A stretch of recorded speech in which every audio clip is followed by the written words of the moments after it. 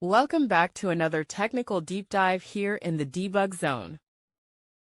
Today we're tackling a big question and breaking it down with insights from other users.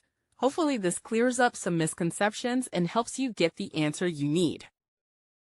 So buckle up, stay a little curious, and let's jump right in.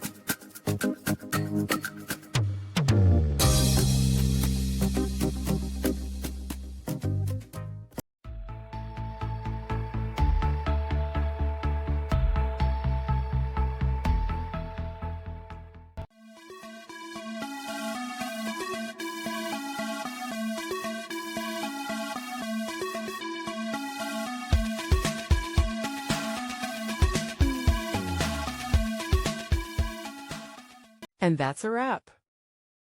I hope you found the answer you were looking for. If you did, take a second to hit that subscribe button. It really helps out. And let me know in the comments which solution worked best for you. See you next time in the debug zone.